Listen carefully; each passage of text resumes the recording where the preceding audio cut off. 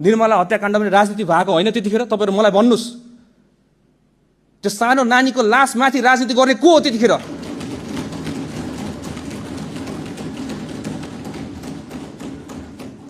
त्यही भएर यसमा हामीले गर्नुपर्ने हाम्रो आफ्नो दायित्व, नेपाल सरकारको तर्फबाट दायित्व, हामीले 1 इन्च पनि हामी छोड्दिनौँ। हाम्रो आफ्नो कर्तव्य पुरै गर्छौँ।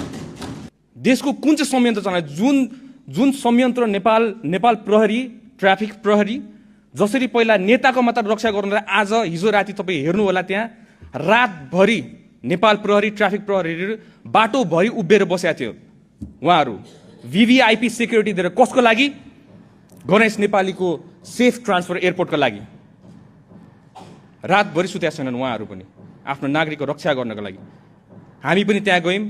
त्यहाँ गएर सबै कुरा व्यवस्था गर्नको लागि सबै स्पेशलिस्टहरू बोलायौँ, सबैजना राख्यौँ। पैसाको तपाईँ टेन्सन नलिनु, सरकारले जति खर्च गर्नुपर्छ खर्च गर्छ, आफ्नो नागरिकलाई बचाउनको लागि गर्छ, किन नगर्ने? पहिला त्यही VIPलाई मात्र सेक्युरिटी दिन्छ भने आज नागरिकलाई सेक्युरिटी दिनको लागि हरेक बाटोको कुना काप्चामा बसेको थियो। भौतिक तथा यातायात मन्त्रालयको विभाग छ, त्यहाँबाट नियम कानुन बनाएर हाम्रो सदनबाट पास भएर बल्ल त्यो विधेयक हो। तपाईहरुलाई सिकाउनु पर्ने मैले, जो भर्खरै राजनीतिमा आएको त्यो विधेयक हो भनेर।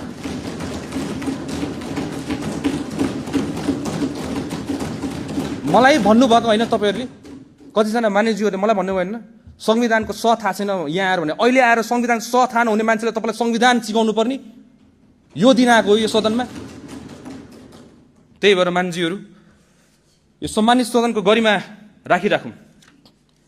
इन रेस्पेक्टेड वे नेपाली जनताले धेरै आशा गरेछन् यसपालि हामीबाट, तपाईबाट पनि आशा गरेछन्, हामीबाट पनि आशा गरेछन्। र यसमा पक्ष र विपक्ष भन्नाले एउटै डुङ्गामा चढेर जाउँ न एउटा नेपाल राम्रो बनाउनको लागि। के छ र? गल्ती हाम्रो भयो भने हामी सुधारौँला, गल्ती तपाईबाट सुधारौँला। किन यो भेदभाव कति गर्ने हामीले? यो कति हेर्ने? नेपाली जनताले कति सहने? र यसलाई अहिले आएर कसैको पीडालाई राजनीतिकरण गर्ने?